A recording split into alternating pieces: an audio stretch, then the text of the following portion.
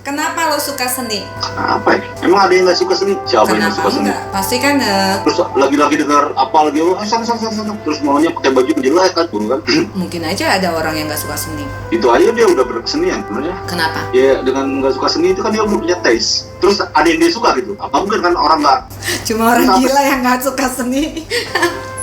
Mungkin ya, mungkin. Hah? Cuma orang gila yang nggak suka seni, gue bilang. Nah, Ini ntar gue cut. nggak apa-apa, masukin aja. Bebas. Nggak apa-apa, cuek aja lagi. Bener, nggak apa-apa. Jangan. Orang gila nggak bakal gede kita kok. Nah, siapa pelukis yang telah mempengaruhi atau menginspirasi lo? Gue dulu sempet baca bukunya Nasar ya pas baru-baru masuk kuliah. Siapa? Nasar Nasar. lukis di Jakarta, tinggalnya dari Padang. Terus Avandi, terus lagi ya. Bukan mempengaruhi ya, gue suka aja gitu dengan cara dia berkesenian dengan dia menjadi dirinya, bahkan tidak menjadi dirinya, itu sukanya dia gitu maksudnya ya. Ada nggak unsur seni yang paling lo sukain? Ada dong, ya harus paling gue sukai. Kalau paling gue sukai mah gue nggak mau. Kalau cuma setengah-setengah mah gue nggak mau. Karena seni kan bukan sedang ada di mana kita, tapi di mana ada kita. Nggak perlu sedang-sedang. Ya, ada nggak karya seni yang lo pengen miliki di rumah lo, yang mau lo pajang bersama karya lo gitu? Misalnya di sebelah karya lo gitu. Ada banyak. Karya teman-teman juga kalau mau dikasih gue banyak, cek aja semuanya gitu. Jadi nggak yang fanatik satu karya seni apa gitu, misal punyanya si ini nih gue pengen banget nanti dijajarin di dinding gue gitu, enggak ya? Nggak bisa, seni nggak bisa difanatikin. Kalau seni difanatikin apa ya? Jatuhnya jadi apa ya? Seni difanatikin jatuhnya ya itu mungkin jadi muncul negara baru kalau seni difanatikin. Negara seni. Iya. Negara Kalau seni. gampang kan peradaban baru. Makanya jadi fanatik. Menurut lo apa sih cara terbaik untuk memamerkan lukisan? Kapan? Sekarang. Kalau sekarang lagi bingung. Ya kapan aja sih, kapan aja boleh. Ya boleh sekarang boleh. Lo boleh secara umum, boleh lo terangin yang di masa sekarang gitu. Sebenarnya kan kita pengen berbagi sensasi juga gitu kan ke orang. Kita mengalami pengalaman apa gitu sebelumnya, terus kita tuangin ke media tertentu, apalah lukisan atau bentuk lain, terus orang itu jadi dapat sensasi itu gitu. Ya, berbagi sensasi berarti ya.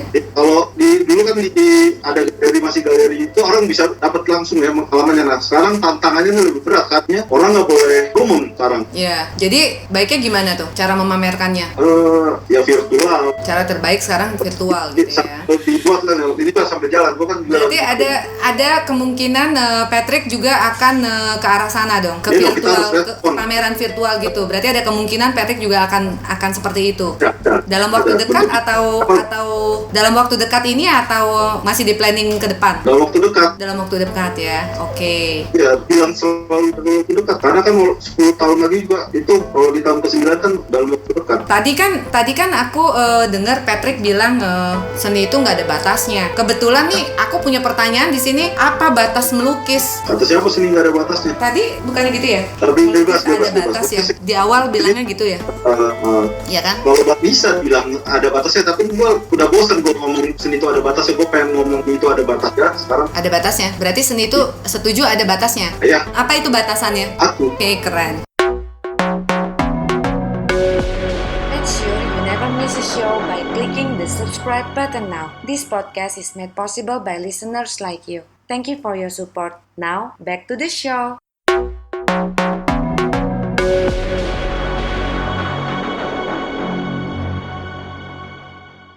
Gimana sih lo memulai melukis? Apa lo punya ritual tertentu gitu? Kayak misalnya Nggak ada ritual khusus, memang ada persiapan sih. Persiapannya itu tapi nggak sesuatu yang sifatnya rutin apa harus gini harus nggak bebas. Dia kan contohnya kayak apa? ya yang pasti kita harus udah siapin medianya semuanya, kanvasnya karena itu kan harus udah ada. Kalau nggak ada ya entah pakai kertas atau apa sih bebas gitu. Tapi kan yang paling penting bagaimana kita menangkap itu kan kita kadang-kadang dapat inspirasi tuh, cetek kan. Nah biar itu nggak lepas, itu harus kita simpan di mana gitu kan, dalam buku apa gitu. Gue selalu bawa catatan apa gitu. Oke. Menurut lo, kenapa anak muda begitu tertarik pada seni? Wah, kalau anak muda tertarik sama ini Kenapa? Apa karena seni mengasihkan? Apa gampang? Atau karena memang semestinya seni itu membahagiakan. karena seni membahagiakan? Iya. Karya seni apa yang paling berharga menurut lo?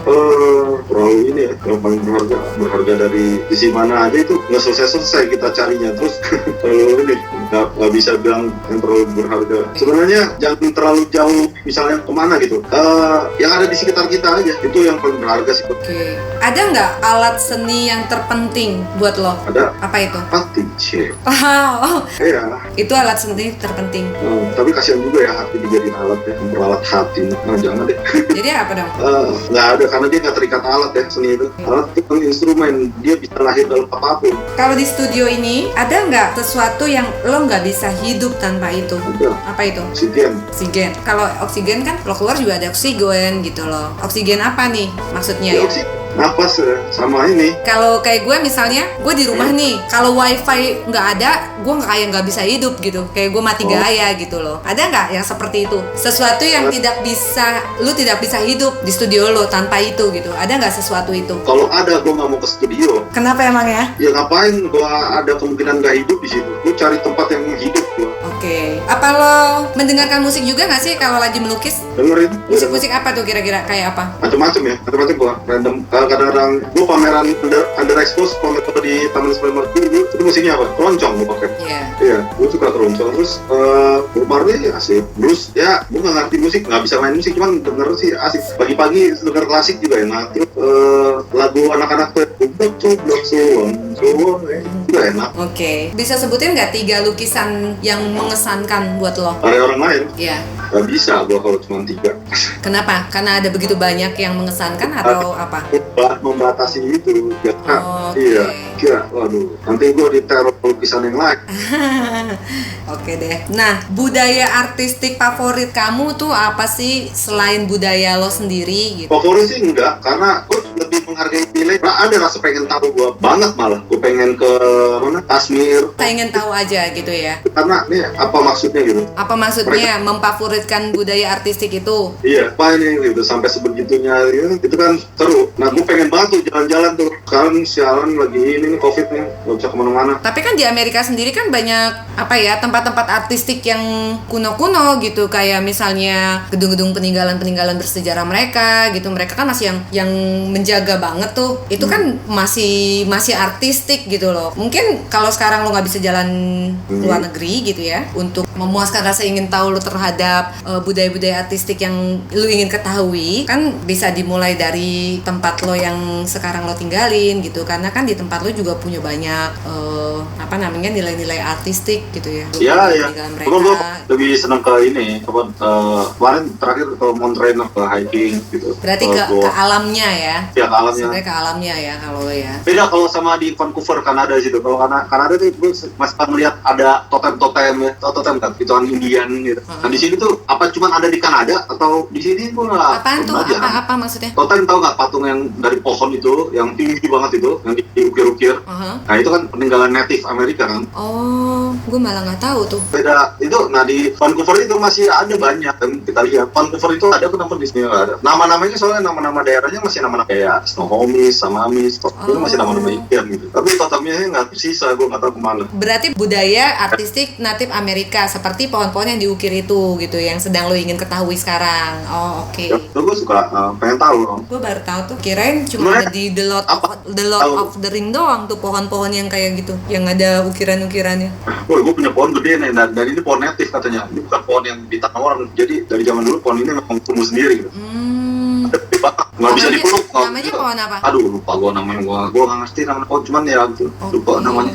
Pohonnya. Kenapa? Lihat belum? Oh iya. Ini ada lagi nih pertanyaannya. Pernah nggak lo mencoba meditasi? Pernah. Seberapa sering? Apa lo lakukan itu rutin, punya jadwal sendiri, atau kayak seminggu 1 kali? Kalau pengen aja meditasi kan itu kan apa sih meditasi itu? Kalau menurut gue sih seperti refleksi ya, merefleksikan diri sendiri, refleksi tentang diri sendiri. Kalau menurut gue meditasi itu ya. Nggak, kadang-kadang pas gue naik motor gitu di highway itu bagi gue itu meditasi gitu. Cara lo bermeditasi itu gitu ya, Tapi itu bisa motor, nggak harus dengan posisi dan mudra atau apa namanya itu. Bersila. Tapi yang penting sih kan napas ya, harus napas ya.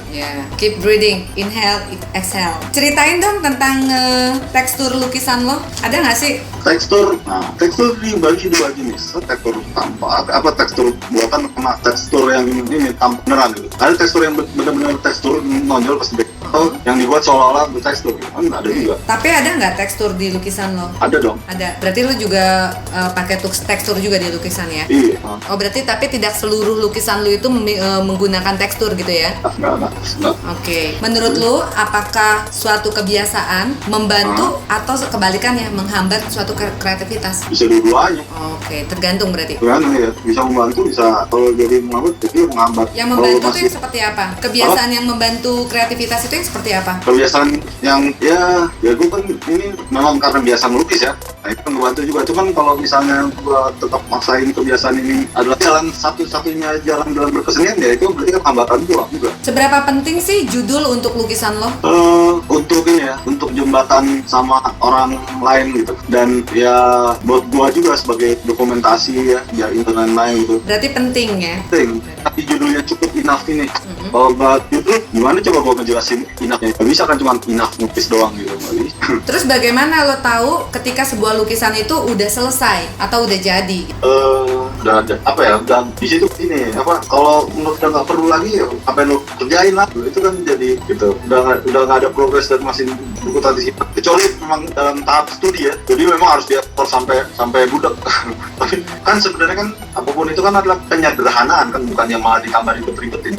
Okay. Apa bagian tersulit dalam membuat lukisan? Mulai ya. Seperti apa sih hari kerja lo dalam melukis? Apa punya jadwal tertentu? Jadwal nggak ada, paling biasanya malam, cuman kalau siang bisa juga, tapi harus lewatin malam dulu. Oke, berarti biasanya malam ya? Idenya keluar malam gitu ya? Kebanyakan maksudnya? Karena kalau malam biasanya kan gue cuma deal sama diri gue dong. Yang sama gue juga sih. Lo ngerasa kesepian nggak sih saat lo melukis sepanjang hari? Tuh kalau merasa kesepian nggak apa-apa, ada masalah. Tapi ada perasaan itu ya? Saat lo melukis itu ada perasaan itu? Atau lo jadi lupa malah sama sekali nggak ngerasa kesepian? Enggak ya, karena kalau orang merasa sepi, sebenarnya itu dia ditemenin sama sepinya. Jadi nggak usah khawatir, pasti datang sepi itu, pasti datang nemenin. Kalau semua udah pada pergi, yang datang siapa? Sepi. Bagaimana cara lo mempersiapkan pameran lo? Kan orang punya step-step gitu ya?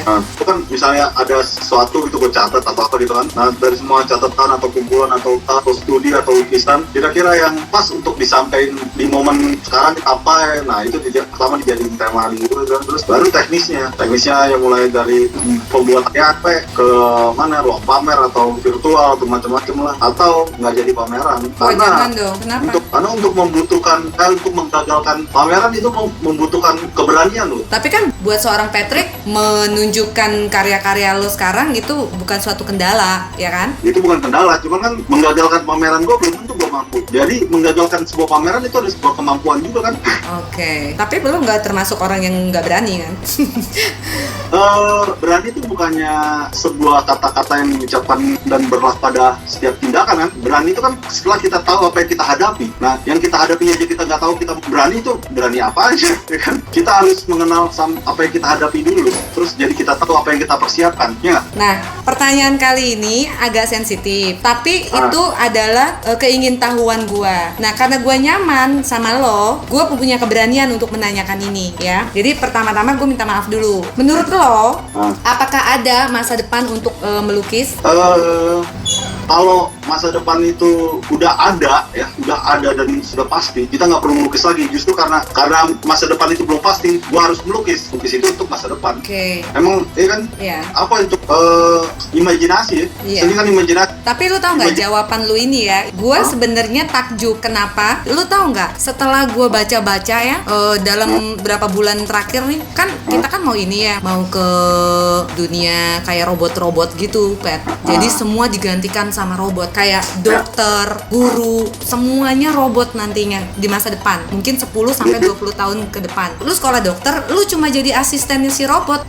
Dia lebih akurat daripada dokter manusia. Jadi si robot ini scan lo segala macam, lu sakit ini lebih akurat. Jadi katanya berapa pekerjaan ini hilang nanti di masa depan nggak ada. Tapi kayak melukis, terus udah gitu penulis, itu tetap ada gitu di masa depan, 20 tahun ke depan gitu loh. Nah pas gue mikir ke lu, gue ingat gue melukis untuk masa depan. Wah si Patrick bisa jawab gitu. Tapi lu keren, jawaban lu keren karena pertanyaan seperti ini jadi sensitif gitu ya kan. Tapi pas gue mikir kok si Patrick gue tanyain kagak kenapa-napa gitu, jawab aja dia gitu, kayak nggak ada beban gitu jawabnya ya. Gue melukis karena untuk masa depan gitu kan. Jadi gue mikir kok nih anak kok beda ya? Iya, gue ngerti. Maksudnya yang jelas kebedain itu apa? Makanya gue bilang kayak gitu. Yang bisa ngebedain antara robot sama pelukis apa tuh? Kesenian tuh bicara tentang visi. Iya. Robot visi, robot nggak ada visinya. Dia program. Udah. Iya. Kalau lo dilahirkan kembali, lo pengen jadi apa? Apakah masih ingin menjadi seorang pelukis? Mau minum anggur sama Yesus. Apa? Jadi mau jadi orang yang minum anggur bersama Yesus. Ya. Nah sekarang mewakili apa karya seni kamu? Apakah itu tentang diri lo sendiri? Apakah tentang sebuah pesan untuk dunia? Atau itu berfokus pada sepenggal sejarah? Atau melihat ke masa depan? Itu semuanya sama kayaknya. Jadi mewakili semuanya yang gue sebutin itu? Iya, itu sama semuanya. Gue juga dunia. Gue cerita juga itu tentang dunia. Dunia itu juga gue. Oke. Jauh-jauh sekitar aja, sejangkau. Jadi lukisan lo itu tentang sekitar aja. Iya, kita tuh bukan ada fisik ya, bukannya ini dalam lingkaran berapa meter, enggak, bukan itu. Karena imajinasi juga bisa menembus itu kali ruang-ruang itu kan. Nah, ruang imajinasi, sekitar imajinasi gitu. Nah, gue bilang sekitar maksudnya ketika kita berimajinasi itu tanpa beban gitu. Nah, kalau lo berimajinasi ada beban, berarti dipaksakan itu sebenarnya itu udah bukan imajinasi, itu jangan-jangan halusinasi atau ilusi, ya kan? Imajinasi itu wajar, kita terimanya enteng, ketawa oh gitu, nah itu nggak muluk-muluk kan? Yeah. Dan sadar, imajinasi sadar, kita sadar, halusinasi nggak sadar. Oke. Apa sih hal terbaik tentang menjadi seorang seniman? Sadar. Itu hal yang terbaiknya, sadar. Yang paling kamu sukai menjadi seorang seniman itu apa? Seru ya, selalu seru ya. Tahu, tapi seniman kayak gimana sih? Karena menjajah seniman beda-beda kan. Kalau gue sih ya senang aja, terus dalam segala hal. Menurut lo apa arti kesuksesan? Kesuksesan adalah kebahagiaan saat ini. Kita nggak bicara sukses tuh, nggak bicara besok, enggak. Sekarang kita bisa dapat kok kebahagiaan itu, apa harus tunggu? Karena hidup gue tuh, tujuan hidup gue bahagia. Gue nggak mau bahagia tujuan gitu. Bahagia di setiap langkah ya, sekarang saat ini. Oke. Nah karena itu pertanyaan yang terakhir tadi, sebenarnya gue sedih karena gue gak punya pertanyaan lagi. Nah terus kita kan udah ngobrol-ngobrol nih. Makasih buat waktunya, makasih udah share informasi. Yang nggak tahu jadi tahu. Nah sekarang di mana kita semua bisa lihat portfolionya Patrick? Oh, portfolio ada beberapa karya di Instagram, Patrick Wow. Terus website juga cuman lagi belum selesai, pwower.space. Terus sama Facebook ya, Patrick Wow. Oke, jadi kalau misalnya mau lihat-lihat karya Patrick bisa di tempat-tempat yang disebutkan tadi. Tadi kan gue sebut lukisan tentang nothing kan? Ya. Nah, nanti gue pengen bikin entah apa di sini di sini brandnya jadi Patrick Wow or kayak slogannya atau emang namanya? Bukan nama website itu salah satu next project lah. Oh, next project untuk pameran atau next project untuk lukisan? Kira-kira itu. Lukisan yang nanti itu, bayangin dari lukisan nanti itu bisa ngasih kemungkinan apa itu. Jadi Patrick Wow or nothing, kan wow or nothing, wow or nothing. Buat tema pameran yang lu mau itu kayaknya lebih apa ya? Lebih eye catching, apa sih namanya? Kalau eye catching kan mata, lebih kedengerannya lebih enak gitu. Patrick Wow or nothing. Bisa juga. Iya, buat judul tema. Bisa juga, cuma kan jangan terlalu berisi kan, temanya harus tetap nothing kan. Itu jadi something kan. Iya sih. ya terserah lo dah. Yang penting thank you ya Patrick. Thank you. Makasih banyak buat waktunya ya. Makasih banyak juga. Undang-undang kalau misalnya virtual pamerannya jadi dalam waktu dekat, undang-undang ya. Ya, pasti. Ciao. Ciao.